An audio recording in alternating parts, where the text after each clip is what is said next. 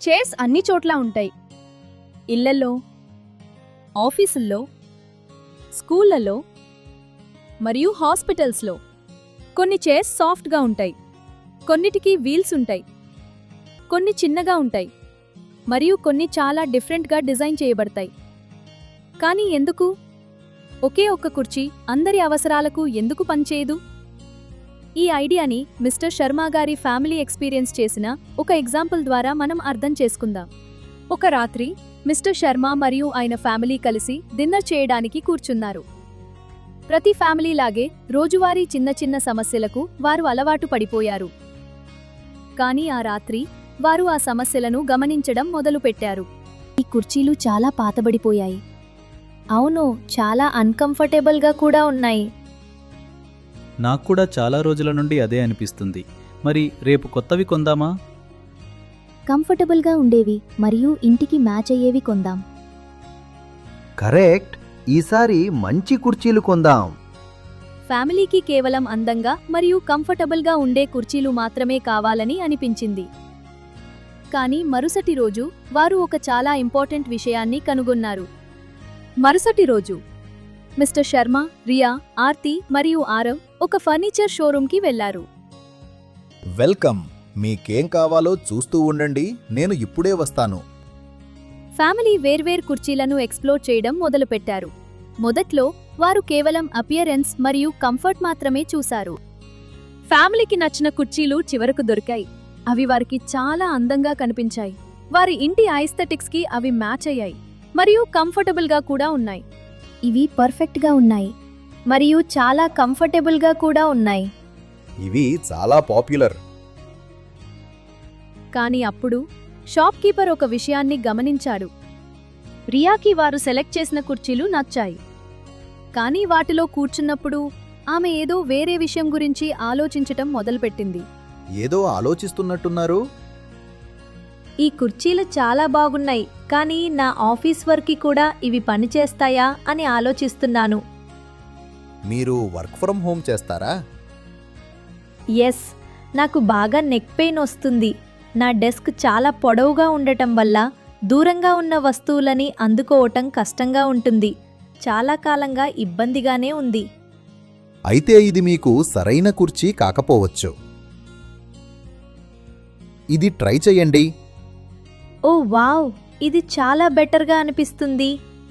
క్రింది వీల్స్ వల్ల మీరు ఈజీగా మూవ్ అవ్వచ్చు మరియు నెక్ సపోర్ట్ వల్ల చాలా గంటలు పనిచేసినా కూడా అలసటగా అనిపించదు. రియాకి కేవలం కంఫర్టబుల్ కుర్చీ మాత్రమే కాదు, ఆమె పనిచేసే విధానానికి తగినట్టు డిజైన్ చేయబడిన కుర్చీ కావాలి తనకి. ఆరవ్కి పూర్తిగా వేరే అవసరముంది. భోజన సమయంలో ఫ్యామిలీతో కలిసి కూర్చోవాలని ఆరవ్ కోరిక. కానీ తన హైట్కి రెగ్యులర్ డైనింగ్ చైర్స్ చాలా పెద్దగా అయ్యాయి. నీక్కూడా టేబుల్ దగ్గర కూర్చోవాలనుందా? ఎస్, భోజనం చేసే ప్రతిసారి ఇలాగే చేస్తాడు. అందరితో కలిసి తినాలని చాలా కోరిక. కానీ రెగ్యులర్ డైనింగ్ చైర్స్ ఎత్తుగా ఉండటం వల్ల అది కష్టమవుతుందేమో కదా. ఎగ్జాక్ట్లీ, అదే ప్రాబ్లం. అయితే తన హైట్కి సరిపడే చైర్ కావాలి. ఇప్పుడు తను కూడా అందరితో కలిసి సేఫ్గా కూర్చోగలుగుతాడు.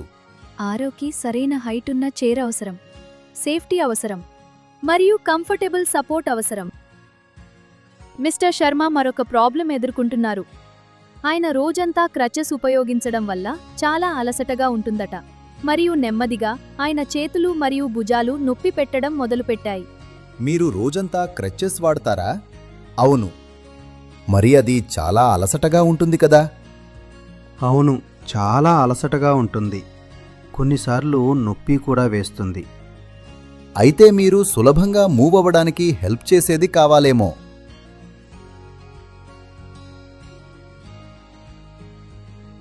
ఇది చాలా ఈజీగా ఉంది. మీ చేతులపై స్ట్రెయిన్ తగ్గుతుంది మరియు మూవ్మెంట్ మరింత స్మూత్గా ఉంటుంది. మంచి డిజైన్ రోజువారీ జీవితాన్ని మరింత సులభతరం చేయగలదు. మేమిక్కడికి మా ఇంటికి మ్యాచ్ అయ్యే కుర్చీల కోసం వచ్చాం, కానీ ఈ కుర్చీలన్నీ మేం ఫేస్ చేస్తున్న వేరువేరు ప్రాబ్లమ్స్ని సాల్వ్ చేస్తున్నాయి. మరియు అవన్నీ చాలా డిఫరెంట్గా కూడా ఉన్నాయి.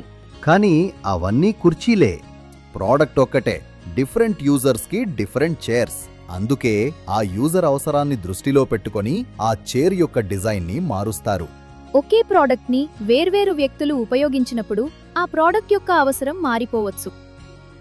మంచి డిజైనర్స్ మొదట యూజర్ని అర్థం చేసుకుంటారు, తర్వాత యూజర్ యొక్క అవసరాలని అర్థం చేసుకుంటారు.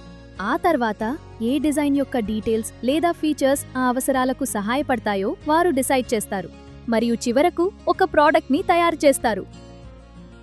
ఈ విధంగా ప్రోడక్ట్స్ యొక్క డిజైన్ మొదలవుతుంది.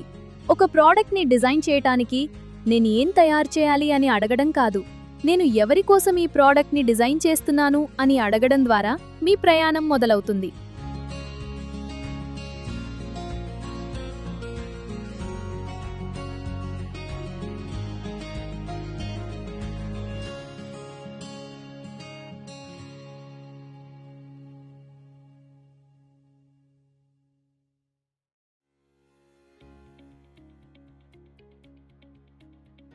ఇప్పుడు మీరు డిజైనర్స్ అవ్వాల్సిన సమయం వచ్చింది. ఈ యాక్టివిటీలో మీరు టీమ్ మెంబర్స్తో కలిసి ఒక యూజర్ కోసం సొల్యూషన్ని డిజైన్ చేస్తారు. డిజైన్ చేస్తున్నప్పుడు మీరు కంపాషన్ అనే స్కిల్ని ప్రాక్టీస్ చేస్తారు. కంపాషన్ అంటే యూజర్కి ఏమి అవసరమో తెలుసుకోవడానికి ప్రశ్నలను అడగడం. అలాగే కంపాషన్ అంటే సమస్యను పరిష్కరించేటప్పుడు అందరి ఆలోచనలను పరిగణలోకి తీసుకోవడం కూడా. కాబట్టి మీ టీమ్మేట్స్ చెప్పేది జాగ్రత్తగా వినండి. మీ యూజర్కి నిజంగా ఏమి అవసరమో ఆలోచించండి. ఈ యాక్టివిటీలో మీరు 5 సులభమైన స్టెప్స్ని ఫాలో అవుతారు. స్టెప్ 1, కలర్ స్ట్రిప్ని ఎంచుకొని యూజర్ కార్డ్ని చూస్ చేసుకోవడం. ఎస్ఎల్ కలర్ స్ట్రిప్స్ని కట్ చేసి ప్రతి టీమ్ని ఒక్కో స్ట్రిప్ ఎంచుకోమని చెప్తారు. స్టెప్ 2, యూజర్ని అర్థం చేసుకోవడం. థింకర్ డిస్కషన్ని లీడ్ చేసి యూజర్కి ఏ నీడ్స్ లేదా అవసరాలు ఉన్నాయో గుర్తిస్తారు. స్టెప్ 3, సొల్యూషన్స్ని బ్రెయిన్స్టార్మ్ చేయటం. టీంలోని ప్రతి ఒక్కరూ ఒక ఐడియా చెప్తారు. ఒకవేళ టీంలో 3 ఉంటే 3 ఐడియాస్ రావాలి. స్టెప్ 4, ఐడియేషన్ పేజ్ని ఫిల్ చేయటం. రైటర్ యూజర్ని, యూజర్ నీడ్ని మరియు టీం ఎంచుకున్న సొల్యూషన్ని రాస్తారు. స్టెప్ 5, స్కెచ్ వేసి షేర్ చేయటం. డిజైనర్ స్కెచ్ వేస్తారు. తర్వాత మీ టీం మీ క్లస్టర్లోని మిగతా 2 టీమ్స్తో మీ ఐడియాని షేర్ చేసుకుంటారు. ఈ యాక్టివిటీలో టీంలోని ప్రతి ఒక్కరికి ఒక రోల్ ఉంటుంది. థింకర్ యూజర్ని అర్థం చేసుకోవడంలో మరియు ఐడియాస్ గురించి ఆలోచించటంలో టీంకి సహాయం చేస్తారు. రైటర్ ఐడియేషన్ పేజ్లో టీమ్ ఐడియాస్ని రాస్తారు. డిజైనర్ ఫైనల్ స్కెచ్ని వేసి లేబుల్స్ రాస్తారు. ఈ 5 స్టెప్స్ని ఎలా ఫాలో అవ్వాలో ఒక ఎగ్జాంపుల్ ద్వారా చూద్దాం. మన యూజర్ ఒక డెఫ్ పర్సన్. మనం సొల్యూషన్ కనుక్కోవాలనుకునే సమస్యని ఎదుర్కొంటున్న వ్యక్తినే యూజర్ అంటారు. ఒక డెఫ్ పర్సన్ ఎదుర్కొనే కొన్ని సమస్యల గురించి ఆలోచించండి. వారి ఇంటికి విజిటర్స్ వచ్చినప్పుడు వారికి తెలియకపోవచ్చు, పార్సల్ డెలివరీ వచ్చినా గుర్తించకపోవచ్చు. ఈ సమస్యలను గమనిస్తే ఈ యూజర్కి ఏమేమి అవసరాలు ఉన్నాయని మీకు అనిపిస్తోంది? డెఫ్ పర్సన్ యొక్క అవసరాలు ఏంటి? విజిటర్స్ ఇంటికి వచ్చినప్పుడు తెలుసుకునేలా ఏదో ఒకటి అవసరం. అవును, సరిగ్గా చెప్పారు. ఇప్పుడు బ్రెయిన్ స్టార్మ్ చేయాలి. కంపాషన్ స్కిల్ని ప్రాక్టీస్ చేయటం మర్చిపోవద్దు. సొల్యూషన్ ఎంచుకునే ముందు వేర్వేరు ఆలోచనలను వినండి. ఎవరైనా వచ్చినప్పుడు లైట్ వెలిగితే ఎలా ఉంటుంది?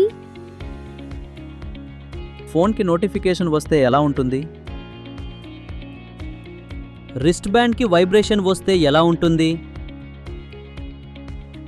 టీంలోని ప్రతి ఒక్కరూ ఒక ఐడియా చెబుతారు.